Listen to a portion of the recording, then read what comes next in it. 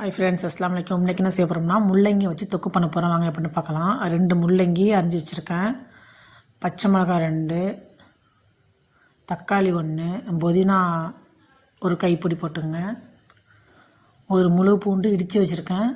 நீங்கள் 2 முழு பூண்டு ஊற்றி போடுங்க, நல்லாயிருக்கும். பச்சை மிளகாய் 2, வெங்காயம் ஒரு 4. கடாயில் எண்ணெய் ஊற்றிங்க, ஊற்றிட்டு கடுகு போடுங்க. 2 பச்சை மிளகாய் கீரி போட்டு தாளித்து விடுங்க. வெங்காயம் போடுங்க.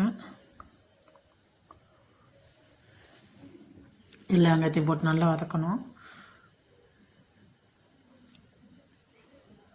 இடித்து வச்சுருக்கோம்ல பூண்டு, அதையும் போடுங்க. அப்புறம் கருவேப்பிலை ஒரு கொத்து போடுங்க. போட்டு நல்லா எல்லாம் வதங்கணும். அந்த பச்சை வாசனை பொருளுக்கு நல்லா வதக்குங்க. அந்த வெங்காயத்தோட கலர் நல்லா மாறணும். அந்த கலர் மாறினா தான் டேஸ்ட் நல்லாயிருக்கும் அந்த தொக்குக்கு. அரிஞ்சு வச்ச முள்ளங்கி அதில் போடுங்க. முள்ளங்கி வந்து துருவியும் சேர்த்துக்கலாம். நான் நெய்ஸாக அரிஞ்சு வச்சுருக்கேன். நல்லா சேர்த்து நல்லா வதக்குங்க.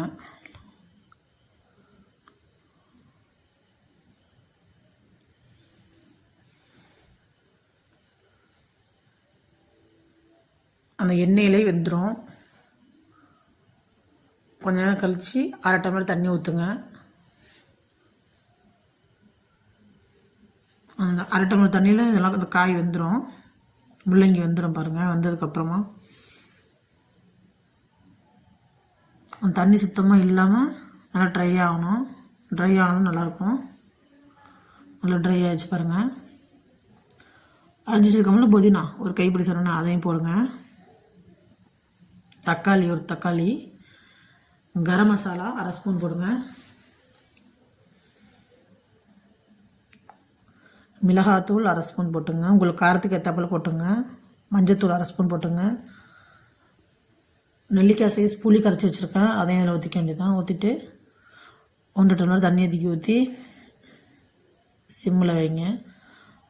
அந்த தண்ணி சுண்டுற அளவுக்கு சிம்மில் போட்டு வைங்க. நல்லா தண்ணி சுண்டிடணும். தேவையான அளவு உப்பு போட்டுங்க. இதை ட்ரை பண்ணி பாருங்கள், சாப்பிட்டு பாருங்கள். சூப்பராக இருக்குது, நல்லா டேஸ்ட்டாக இருக்குது. நல்லா அந்த தண்ணி வற்றுற அளவுக்கு நல்லா தண்ணி வற்றணும்.